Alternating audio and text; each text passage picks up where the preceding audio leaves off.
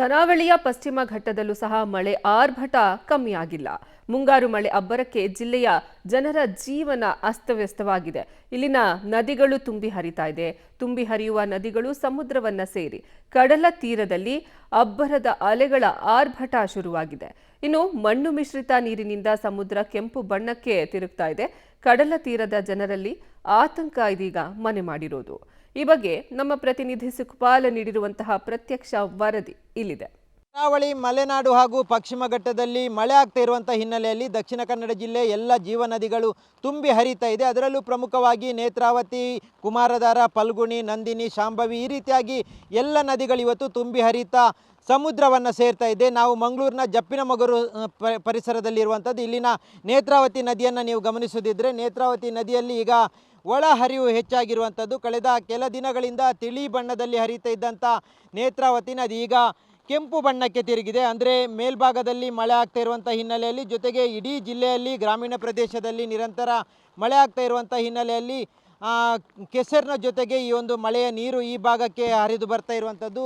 ಹಾಗಾಗಿ ನೇತ್ರಾವತಿ ನದಿ ಸಂಪೂರ್ಣವಾಗಿ ಕೆಂಪು ಬಣ್ಣಕ್ಕೆ ತಿರುಗಿರುವಂಥದ್ದನ್ನು ನೀವು ಇಲ್ಲಿ ದೃಶ್ಯದಲ್ಲಿ ಗಮನಿಸ್ಬೋದು. ರಭಸವಾಗಿ ಹರಿತಾ ಇರುವಂಥ ಈ ನೇತ್ರಾವತಿ ನದಿ ಸಮುದ್ರ ಸೇರಲಿಕ್ಕೆ ಹೋಗ್ತಾ ಇರುವಂಥದ್ದು. ಹೀಗಾಗಿ ಇದರ ಒಂದು ಮಟ್ಟವನ್ನು ನೀವು ಗಮನಿಸದಿದ್ದರೆ ನದಿಯ ಪ್ರಮಾಣವು ಹೆಚ್ಚಾಗಿರುವಂಥದ್ದು. ಭಾಳಷ್ಟು ವಿಶಾಲವಾಗಿ ನದಿ ಹರಡಿಕೊಂಡಿರುವಂಥದ್ದು. ಕಳೆದ ಕೆಲ ದಿನಗಳಿಂದ ಶಾಂತವಾಗಿದ್ದಂಥ ಈ ನೇತ್ರಾವತಿ ನದಿ ಈಗ ಬೋರ್ಗರೆಯುತ್ತಾ ಹರಿತಾ ಇರುವಂಥದ್ದು. ಸಮುದ್ರಕ್ಕೆ ಸೇರಲಿಕ್ಕೆ ಈ ಭಾಗದಲ್ಲಿ, ಇದರ ಮುಂಭಾಗದಲ್ಲಿರುವಂಥದ್ದು ಸಮುದ್ರ. ಹಾಗಾಗಿ ಸಮುದ್ರ ಸೇರಲಿಕ್ಕೆ ಈ ರೀತಿಯಾಗಿ ನೇತ್ರಾವತಿ ನದಿ ಹರಿತಾ ಇರುವಂಥದ್ದು.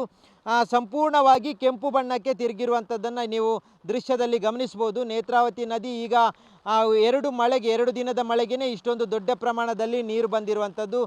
ಪಶ್ಚಿಮ ಘಟ್ಟದಲ್ಲೇ ಭಾಳಷ್ಟು ಹೆಚ್ಚಿನ ಪ್ರಮಾಣದ ಮಳೆ ಆಗ್ತಾ ಇದೆ. ಕಳೆದ 2 ದಿನಗಳಿಂದ ಜಿಲ್ಲೆಯಲ್ಲೂ ಹೆಚ್ಚಿನ ಮಳೆ ಆಗ್ತಾ ಇರುವ ಹಿನ್ನೆಲೆಯಲ್ಲಿ ಈ ರೀತಿಯಾಗಿ ಮಳೆ ನೀರು ನದಿಯನ್ನು ಸೇರಿ ಈ ರೀತಿಯಾಗಿ ದೊಡ್ಡ ಪ್ರಮಾಣದಲ್ಲಿ ಮಳೆ ಆಗ್ತಾ ಇರುವಂಥದ್ದು.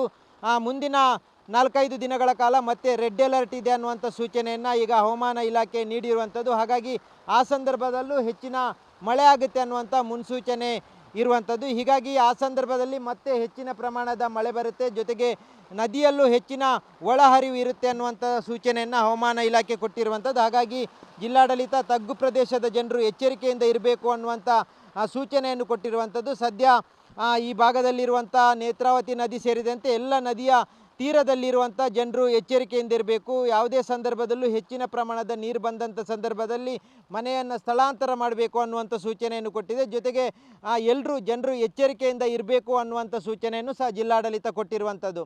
ಕ್ಯಾಮ್ರಾಮನ್ ನಿಶಾಂತ್ ಜೊತೆ ಸುಖಪಾಲ್ ಪೊಳಲಿ, ಪಬ್ಲಿಕ್ ಟಿವಿ, ಮಂಗಳೂರು. ಇನ್ನು ಮುಂಗಾರು ಅಬ್ಬರಕ್ಕೆ ಇಲ್ಲಿನ ಜೀವ ನದಿಗಳು ತುಂಬಿ ಹರಿತಾ ಇದೆ. ಈ ನೀರು ಸಮುದ್ರಕ್ಕೆ ಸೇರ್ತಾ ಇರೋದ್ರಿಂದ ಕೆಂಪು ಬಣ್ಣಕ್ಕೆ ಸಮುದ್ರ ತಿರುಗ್ತಾ ಇರೋದು ನೀವು ಸಹ ಇದನ್ನ ದೃಶ್ಯದಲ್ಲಿ ನೋಡಬಹುದು. ಇನ್ನು ಕಡಲ ತೀರದ ಜನರಲ್ಲಿ ಆತಂಕ ಮನೆ ಮಾಡಿದೆ.